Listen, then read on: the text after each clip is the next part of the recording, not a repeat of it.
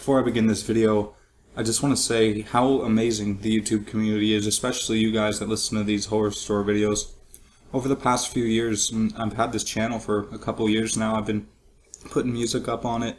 I've gained about 145 subscribers in the past couple years, and since my first true scary story video, which I uploaded yesterday on September 27th, I've already gained 5 more subscribers. I mean, that video only has about 30 views, but it's amazing how much you guys want to hear these stories, and if it's going to continue growing like this, I want to keep doing them. I want you guys to listen to my music if that interests you as well, and let's get going, guys. The following 3 stories can be found on the subreddit Let's Not Meet. The story is called My Mother's Instinct. I developed very early in life. At the age of 12 years old, I was a 34 triple G. If you're a woman, you know that this is no way for a 12-year-old middle schooler to live. I've found myself in a wide array of uncomfortable situations, everything ranging from sexual harassment to bullying to unwanted attention. Oftentimes, when we were shopping, I would get approached by much older men who would only have one thing on their minds. And because of this, I have very thick skin, but looking back, if my mother's intuition did not save me, I have no idea where I would be right now.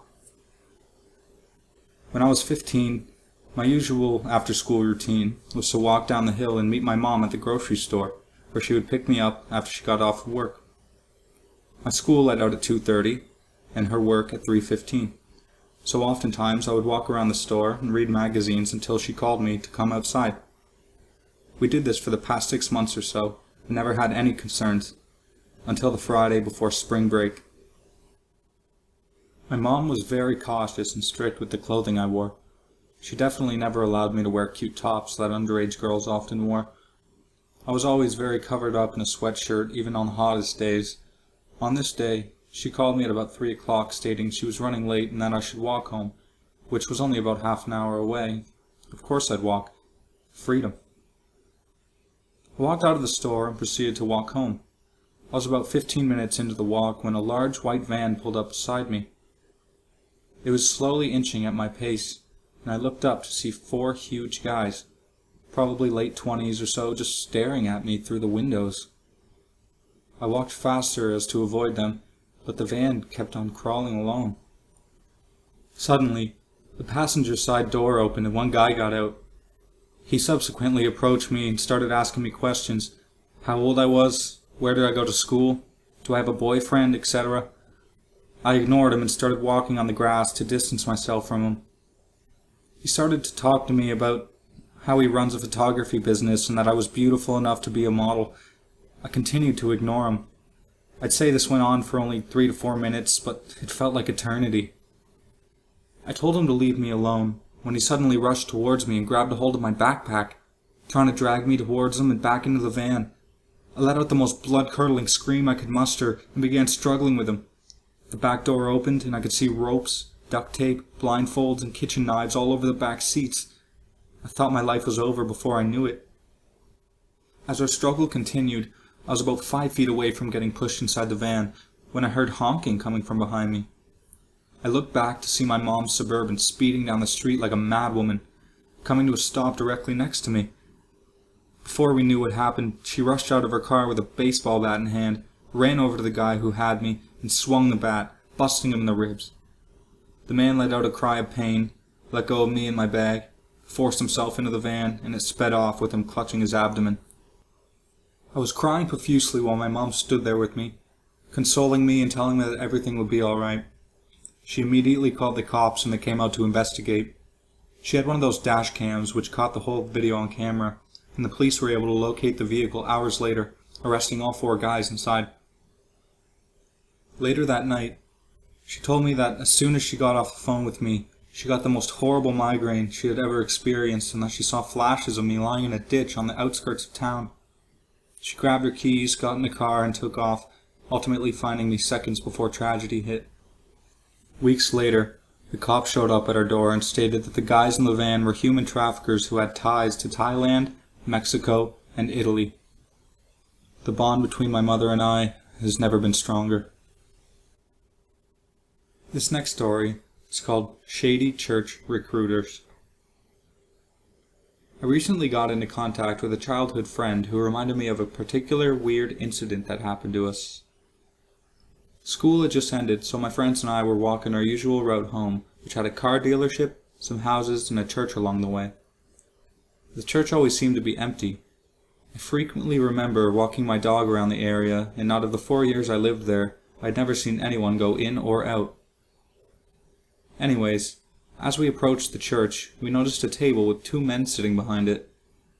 They called us over, and one of my friends, out of a group of 5 including myself, decided to dumbly wander over to them instead of ignoring them like we normally would have done.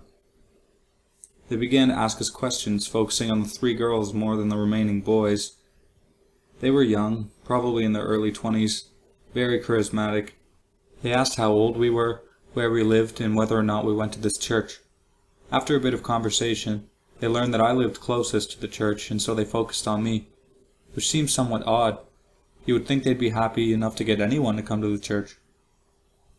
2 of my friends had wandered off to a store not too far, and it was just a boy, another female, and myself. At this point, the 2 men had ignored my friends altogether. Apparently, they were trying to get younger people to join their youth group. Mind you, they had no flyers, nothing signifying that they actually worked for the church. They were dressed casually with a cooler nearby. At the time, they didn't raise any red flags. They zoned in on me. The younger one began to flirt with me, complimenting me, going on to say how great it would be to see me at the youth group. He said that the people who attended were really good people, and I'd have tons of fun, and they were about to start soon.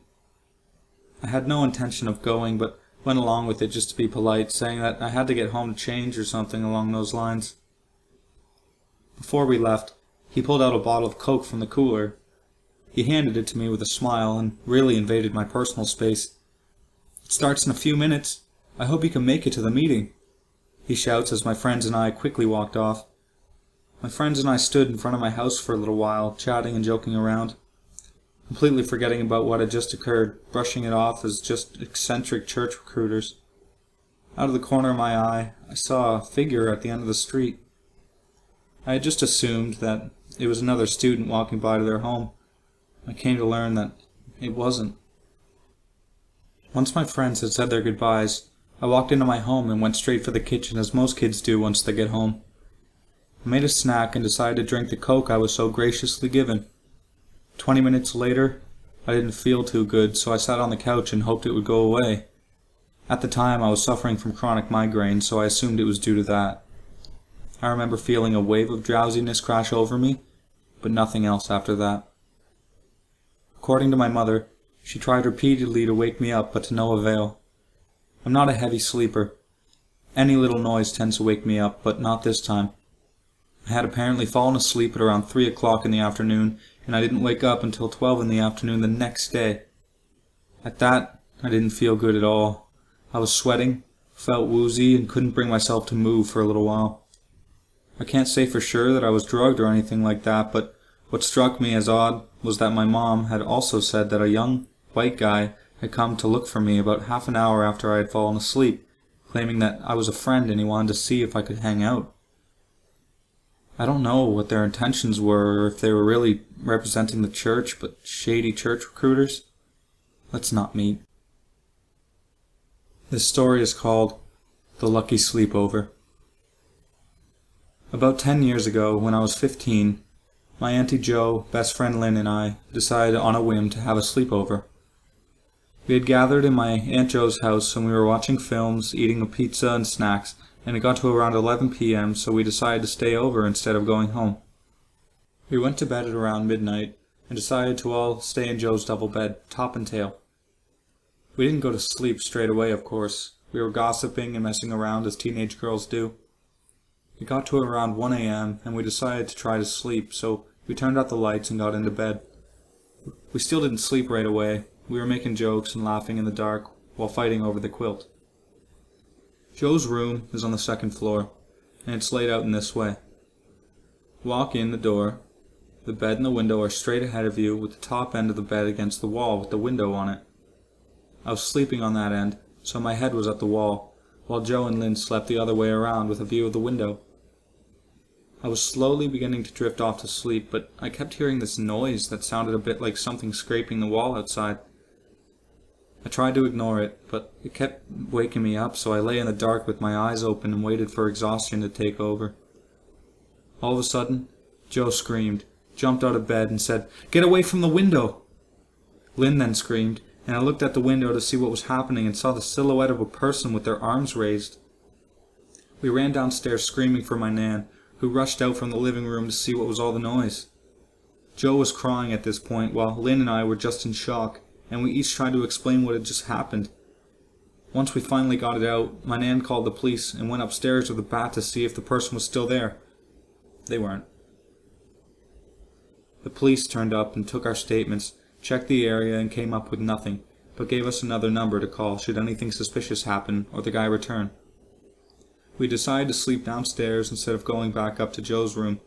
We were panicked and frightened, but Joe was still in a state. Lynn and I tried to calm her down and comfort her by saying he was gone and could call the police if he came back. But Joe looked us both in the eyes and told us something that makes my skin crawl when I think about it now. See, Joe lives in this big Victorian-style house in a quiet area, and while there is a roof right beneath her window, she always locks the window before sleeping, and the lock is easily visible. This person, this guy, he climbed up on the roof and tried to open Joe's window. The guy had his arms raised, though, which confused me until Joe told me that her window can open both ways, and she often opened it from the top instead of the bottom.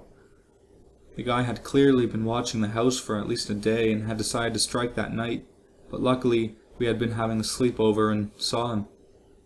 Had Joe been alone that night, she would have been lying on her bed normally and would not have seen the silhouette. So, to the guy who was watching my aunt and tried to break in to rob her or something worse? Let's never meet. Hey guys, Conduit here. Thank you so much for listening. I really do have a great time making these videos. If you did enjoy, be sure to comment, subscribe, like it, share it with your friends. I want to keep growing, and I want you guys to also check out my music if you have the chance. I have a full album out right now called Constant Reality Shifts. You can check that out on my channel. There's a full stream.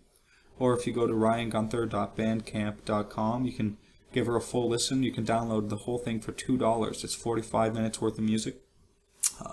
If not, no, that's completely cool. Subscribe and get ready for some more true scary story videos. Thanks a lot, guys, and have a good one.